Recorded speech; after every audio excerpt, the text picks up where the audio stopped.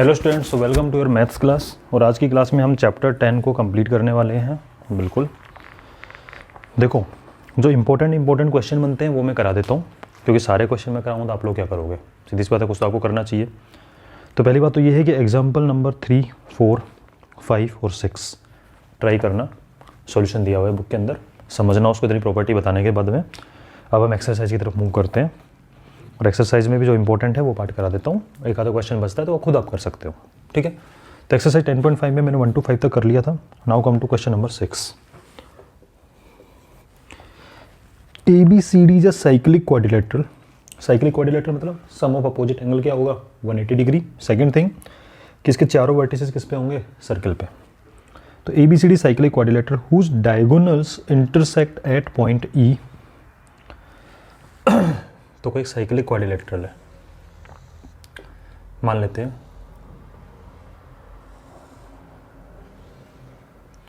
This is ABCD is cyclic quadrilateral, right. Diagonal intersect at point E, this diagonal AC and diagonal BD।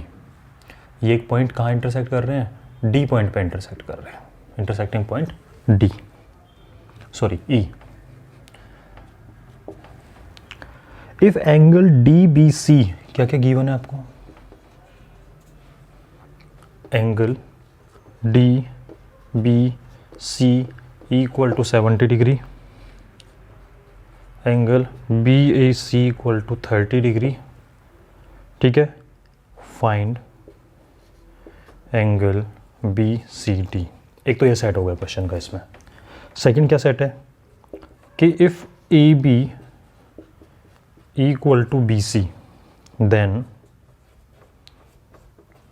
Find angle ECD। तब ECD find करो, कोई problem नहीं है, कर सकते हैं। जो है मेंशन करो डायग्राम में। DBC means this angle is 70 degree. BAC this angle is 30 degree and you need to find BCD। कौन सा वाला पोर्शन है आपका BCD, तो ये आपका BCD है। BCD मीन्स आपको ये कंप्लीट एंगल निकाल के बताना है, ठीक है। क्या निकालना है, कंप्लीट एंगल निकालना है। अब जरा प्रॉपर्टी लगाओ। कौन सी प्रॉपर्टी, कि कोई एक कॉमन कोड, मतलब कोई भी एक कोड होती है, वो कोड सर्किल पे जो अदर वाले पार्ट में जितने भी एंगल बनाते हैं सारे एंगल क्या होते हैं, सेम। याद करो इसको कि अगर मैं इस कोड की बात करूं तो ये सर्किल के दूसरे पार्ट में जितने भी एंगल बनाएगी इन सब की वैल्यू क्या होगी आपकी, सेम। याद आ रहा है, ठीक है। चलो, तो इसका मतलब अगर मैं DC को कंसिडर करूं, किसको, DC को, तो DC मेरी एक कोड है, ओके। इस कोड ने एक एंगल तो ये बनाया, देखो DC ने ये वाला एंगल बन रहा है, DC कोड का एक एंगल तो ये बन रहा है, और DC कोड का दूसरा एंगल कौन सा बन रहा है, ये बन रहा है। मैं डायग्राम में बना के दिखाता हूँ आपको सेपरेट, जिससे बिल्कुल क्लियर रहे। ये अपना DC कोड है, DC ने एक तो ये बनाया, ठीक है, और एक DC ने कौन सा बनाया, ये वाला बन रहे हैं, DC कोड से बन रहे दोनों। इसका मतलब दोनों क्या होना चाहिए, इक्वल। तो अगर ये 70 है तो ये भी क्या होगा आपका 70, ठीक है। तो आपको क्या निकला, कंक्लूजन इससे कि angle DAC equal to angle DBC equal to 70 degree. इसका मतलब ये भी क्या निकल के आ गया आपका 70, मेंशन कर दिया यहाँ पे, ओके। उसके बाद में आपको क्या फाइंड करना है, दिस एंगल C। रीजन लिख सकते हो आप इस चीज़ का, क्यों, कि कोई कोड है वो सेम साइड के अंदर एंगल बनाते हुए सेम होते हैं। मैंने थ्योरम लिखवा रखी है आपकी, स्टेटमेंट लिख लेना उसका, इस डायग्राम को बना लेना साथ में। अब जरा आपको काम क्या करना है, ये एंगल और C। अब एक काम करो, इसको, इस डायग्राम को दोबारा बनाता हूँ मैं आपके सामने, जो यूज होने वाला है, इससे बहुत ईजिली समझ में आ जाएगा।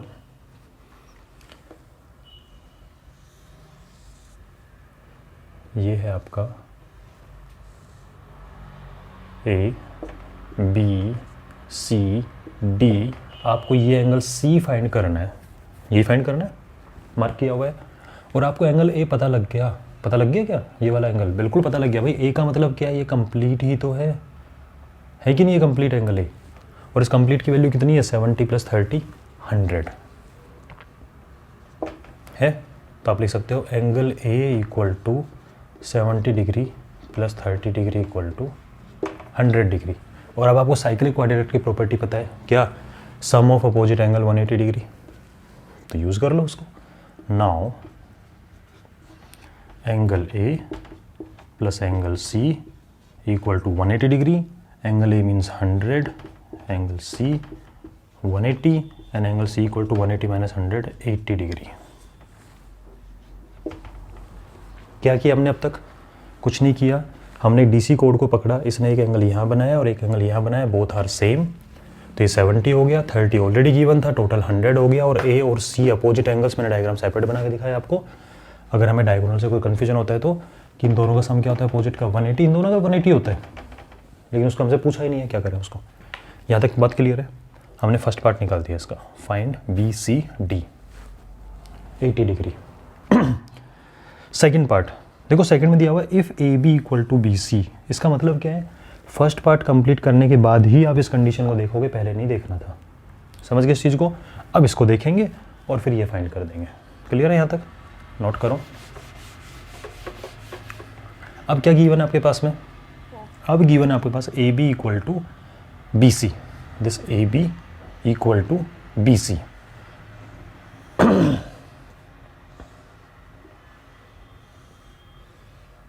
ए बी सी डी। और मैं सिर्फ इस डायगोनल को कंसिडर कर रहा हूँ, सिर्फ इस डायगोनल को कंसिडर कर रहा हूँ। ओके, दोनों बने हुए, पर मुझे भीड़ रखनी थी, यही यूज़ कर लेता। कुछ समझाना चाह रहा हूँ। हमें क्या गिवन है? A B = B C. ये पार्ट खत्म होने के बाद में ये डायग्राम बना लेना। A B = B C given है आपको। इसका मतलब आइसोस्केलेस ट्रायंगल हो गया। कैसा ट्रायंगल हो गया? आइसोस्केलेस ट्रायंगल हो गया। इसका मतलब ये बेस एंगल्स आर इक्वल। इसको भूल जाओ थोड़ी देर के लिए। A B = B C given है। Now this is isosceles triangle, that mean this angle must be equal to this angle. और ये पार्ट कितना दिया हुआ है? 30 डिग्री। तो ये वाला पार्ट भी कितना हो जाएगा? 30 डिग्री। दोनों एंगल सेम होंगे। और आपको निकालना क्या है? ई सी डी। ई सी डी। अब आपको सेकंड केस में क्या फाइंड करना है? ई सी डी। सिर्फ ये वाला एंगल फाइंड करना है। ठीक है? अच्छा जी, ये 30 निकला। इसका मतलब ये 30 है। भाई मैं सेपरेट करके लेके गया हूँ, डायग्राम अलग अलग थोड़ी ना है, समझने के लिए है। ये 30 है तो ये भी 30 हो गया, आइसोस्केलेस ट्रायंगल है। तो आप लिख लेना इस चीज़ को कि triangle A B C is isosceles triangle. Triangle A B C is isosceles triangle, that means angle B A C equal to angle B C A 30 degree 30 degree. इसका मतलब ये 30 निकल के आ गया। और आपको पता था टोटल कितना था? ये अभी निकला था आपका टोटल कितना? ये 100 निकला, तो 80 निकला था टोटल। एंगल सी कितना निकला था आपका? 80। और एक चीज़ बताओ, इसके अंदर अगर ये टोटल 80 है और 80 में से अगर ये 30 है तो रिमेनिंग एंगल 50 होगा या नहीं होगा? बिल्कुल 50 होगा। इसका मतलब ई सी डी की वैल्यू क्या हो गई आपकी? 50 डिग्री। बिल्कुल क्लियर है? तो आप इसको अपनी लैंग्वेज में लिख सकते हो। पूरा स्टेप बाय स्टेप मैंने बता दिया है कि डायग्राम को सेपरेट किया, आइसोस्केलेस बना, ये 30 डिग्री, ये 30 डिग्री। क्लियर? जब दोनों 30 हो गए, मतलब 30 और टोटल एंगल सी निकला था, तो angle E C D equal to 80 degree minus 30 degree equal to 50 degree. I hope आपको समझ में आ गया हो क्वेश्चन पूरा। थोड़ा सा करके दोबारा देखो, बड़े मज़े से होगा। ठीक है, एक बार में आ गया वैसे तो। ठीक है, अब करते हैं नेक्स्ट क्वेश्चन। इसको नोट कर लीजिए।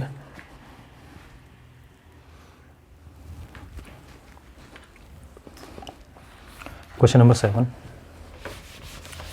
तो बस आपको प्रॉपर्टीज याद रखनी है। देखो, अगर प्रॉपर्टीज याद नहीं रखी तो फिर प्रॉब्लम होगी। इसलिए मैंने क्वेश्चन भी ऐसे सेलेक्ट किए हैं जिनमें प्रॉपर्टी का रिवीजन होगा। बस एक छोटी सी प्रॉपर्टी शायद मैंने मिस कर गया हूँ बताना, वो प्रॉपर्टी नोट कर लो, नोट डाल के। आपको पता है कोड सर्कमफेरेंस पे कोई एंगल बनाती है। तो अगर मैं कोड को डायमीटर को अगर कोड मान लूँ, let A B is diameter, तो डायमीटर सरकमफेरेंस पे कितना एंगल बनाता है, तो याद रखना डायमीटर सरकमफेरेंस पे जितने भी एंगल बनाएगा, जितने भी एंगल बनाएगा, डायमीटर सरकमफेरेंस पे जितने भी एंगल बनाएगा, जितने भी एंगल बनाएगा, each and every is right angle. ये भी 90 होगा, ये भी 90 होगा, ये भी 90 होगा, ये भी 90 होगा। मीन्स आप क्या लिख सकते हो इस चीज़ को कि diameter subtends 90 degree on circumference. कितना एंगल बनाता है, 90 डिग्री, 90 डिग्री। यानी सिंपली आपसे पूछूं कि भाई ये डायमीटर है, बताओ कितना एंगल होगा, ये आपका होगा 90 डिग्री। हमेशा राइट एंगल ट्रायंगल बनेगा जिसमें ये क्या होगा आपका हाइपोटेन्यूस। क्यों, 90 के सामने वाला क्या होता है, हाइपोटेन्यूस। तो ये बात ध्यान रखनी है, इसको नोट कर लो। अब करते हैं next question.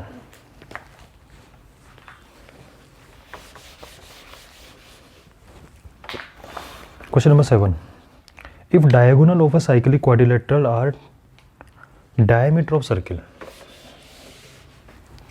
diagonal of cyclic quadrilateral are diameter of circle through the vertex of quadrilateral, prove that it is rectangle. Diagonal of cyclic quadrilateral are diameter of circle। तो मैंने सर्किल के डायमीटर बनाए,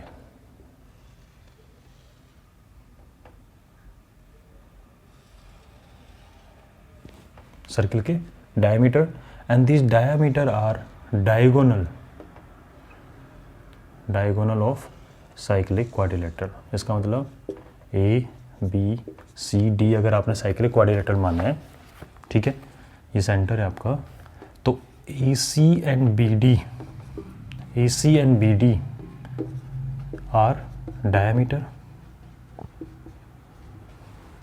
है, and AC and BD are diagonals. यानी कि quadrilateral के तो diagonal है और सर्किल के क्या है, ये डायमीटर। क्या प्रूव करना है आपको, ABCD इज रेक्टेंगल। क्या प्रूव करना है आपको, दिस ABCD इज रेक्टेंगल। इसको रेक्टेंगल प्रूव करना है, ठीक है, ओके। अब मैं इसको ना टुकड़ों में डिवाइड कर रहा हूँ क्वेश्चन को। कैसे, ये हमारा क्या है, D और C क्या है भाई, ये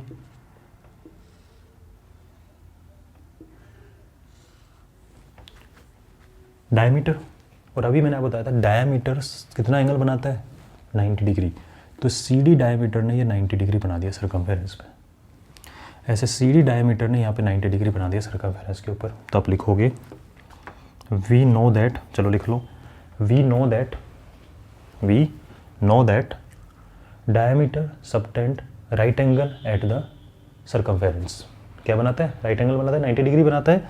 दैट मीन्स एंगल, ये एंगल क्या था आपका, C, सॉरी ये B है, तो angle C equal to 90 degree, angle A equal to 90 degree. ये दोनों 90 90 निकल गए, ओके। अब मैं क्या कर रहा हूँ, इस डायग्राम में ये वाला डायगोनल ले लिया मैंने। अब ये डायगोनल है, ये सरकमफेरेंस पे 90 डिग्री बनाएगा, ये सरकमफेरेंस पे 90 डिग्री बनाएगा। डायगोनल कितना बनाता है, 90 डिग्री, ठीक है। And angle B equal to angle D 90 degree. इसका मतलब ये सारे 90 90 90 90 हो गए। अब अगर अपन देखें इस चीज़ को ABCD में, तो ABCD में एक्चुअल में हुआ क्या कि ये भी 90, ये भी 90, ये भी 90, ये भी 90। एनी क्वाड्रिलेटरल जिसमें सारे एंगल 90 होते हैं, आप लोगों ने इतना पढ़ लिया, दो ही टाइप के होते हैं, क्या तो वो स्क्वायर हो सकता है या वो रेक्टेंगल हो सकता है। सीधी सी बात है, कोई भी क्वाड्रिलेटरल, तब लिखो इस चीज़ को, a quadrilateral in which all angles are 90 degree. इसका मतलब क्या तो वो स्क्वायर होगा या रेक्टेंगल होगा। हम जानते हैं स्क्वायर इज ऑल्सो रेक्टेंगल। क्यों, स्क्वायर में all side equal, rectangle the opposite equal. तो स्क्वायर में अपोजिट इक्वल होती है रेक्टेंगल पे। स्क्वायर में अपोजिट इक्वल होती है रेक्टेंगल के अंदर, लेकिन rectangle is not a square. क्यों? रेक्टेंगल में अपोजिट इक्वल, स्क्वायर में सारी इक्वल हो जाती है। अगर मैं बोलूँ आपसे कि आपने कोई स्क्वायर बनाया, ये 4 centimetre 4 centimetre 4 centimetre, opposite equal है, दिस इज ऑल्सो रेक्टेंगल। मतलब स्क्वायर तो रेक्टेंगल होता है, but rectangle is not a square. That means a quadrilateral in which all angle are equal. वो स्क्वायर भी हो सकता है, वो रेक्टेंगल भी हो सकता है, लेकिन हम स्क्वायर श्योरली नहीं बोल पाएंगे। क्यों? हमें साइड के बारे में कोई नॉलेज नहीं है। साइड के बारे में आपको कोई नॉलेज है क्या कि इक्वल है? नहीं है, लेकिन डेफिनेटली इतना पता है कि होगा स्क्वायर या रेक्टेंगल में से ही एक। इतना तो पता है ना, सारे एंगल 90 डिग्री बनने पे दो ही केस बनते हैं, क्या तो स्क्वायर या रेक्टेंगल, इन दोनों में से एक तो होना ही होना है। स्क्वायर डेफिनेटली नहीं बोल सकते क्योंकि साइड की नॉलेज नहीं है, तो डेफिनेटली रेक्टेंगल तो होगा ही होगा, क्योंकि रेक्टेंगल में साइड का कोई पंगा ही नहीं है। मत होने दो ऑल इक्वल, अपोजिट इक्वल होगी इस केस में, ठीक है। That means so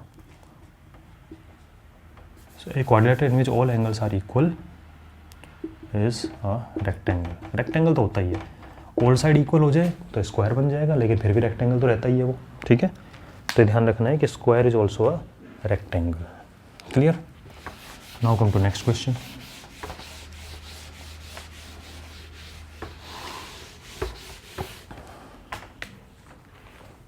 question number 8। If non-parallel side of trapezium are equal, prove that it is cyclic। कोई एक ट्रेपेजियम है आपके पास में, ठीक है। So we have a trapezium ABCD। Given क्या है? Non parallel sides are equal, और प्रूव क्या करना है? It is cyclic. मतलब अपोजिट एंगल का सम 180 डिग्री बता देना है, हो जाएगा काम, ठीक है। ट्रेपेजियम होता क्या है? One pair of parallel side, ठीक है। तो ये पेयर अपना पैरेलल है। क्या पैरेलल है यहाँ पे? तो यहाँ पे अपना AB is parallel to DC, ये है, ठीक है भाई। मैंने क्या किया? एक एल्टीट्यूड डाल दिया इसके ऊपर, अब आप तो टू ट्राइंगल्स हैं, ठीक है। तो इन ट्राइंगल मान लीजिए L है और ये M है, in triangle ALD and triangle BMC 90 degree समझ तो गए होगे। क्या करना है? कॉन्ग्रुएंट प्रूव करो, ठीक है। क्यों? 90 डिग्री। उसके बाद में ये इक्वल गिवन है, नॉन पैरेलल साइड क्या है? इक्वल। इसका मतलब ये इक्वल गिवन है, that means AD equal to BC, that is given. After that AL equal to BM। ये आप बताओ। अरे भाई पैरेलल साइड है, पैरेलल साइड के बीच का डिस्टेंस तो हमेशा सेम रहता है। ये पैरेलल है, इनके बीच का हमेशा डिस्टेंस क्या रहेगा? सेम रहेगा। तो जितना यहाँ होगा उतना यहाँ होगा, that means AL equal to BM। Distance between parallel side equal, लिख लो इसको, distance between parallel side equal, ठीक है। अब आगे चलते हैं जरा इसके अंदर। तो अपना क्या निकल के आ गया भाई? देखो कंडीशन अगर निकलती है तो बस हो गए दोनों कॉन्ग्रुएंट। कैसे? 90 डिग्री, ठीक है, right angle, hypotenuse and one side. ये क्यों सेम है? क्योंकि बता दिया distance between parallel side same होता है, इसलिए इक्वल हो गए। तो by RHS triangle ALD and BMC,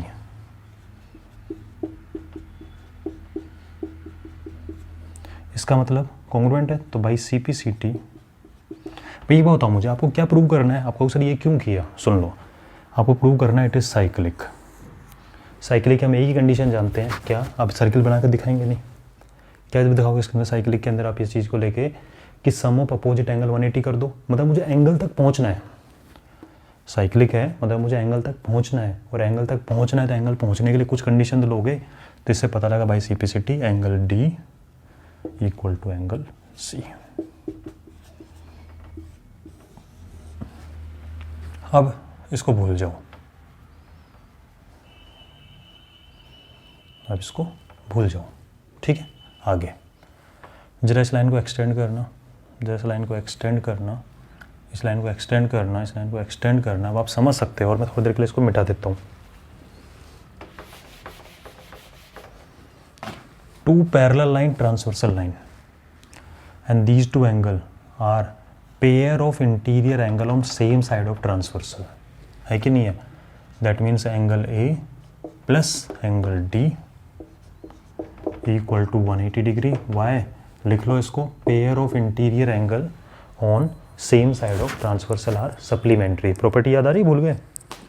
ठीक है, हो गया। मतलब ए और डी का सम कितना निकला? 180 डिग्री। अब आपके मन में थोड़े थोड़े लड्डू फूटने स्टार्ट, क्योंकि साइक्लिक प्रूव करने के लिए आपको 180 डिग्री लाना था। 180 डिग्री तो मिल गया, बट वो अपोजिट का लेके आना था। तो अब इसको बना दो डायग्राम को पूरा।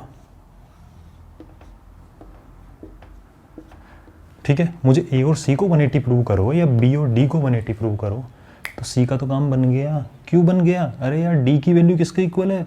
सी की वैल्यू। इक्वेशन नंबर 1 डाल लो, एंड फ्रॉम 1 डी को कैसे रिप्लेस कर सकता हूँ? सी से। तो एंगल ए का एंगल ए और डी का बन गया एंगल सी, और इनके सम कितना आ गया? 180 degree, as sum of opposite angles equal to 180 degree. That means A B C D is cyclic. भाई देखो, जब इन दोनों का सम 180 हो जाएगा तो ऑब्वियसली इन दोनों का 180 होगा ही होगा। क्यों? टोटल तो 360 रुपीज़ ही होता है, 360 डिग्री होता है। जब दो को मिला के 180 मिल गए तो इन दो को ऑब्वियसली 180 मिलेंगे। ठीक है, तो ये था क्वेश्चन, इसको नोट करो।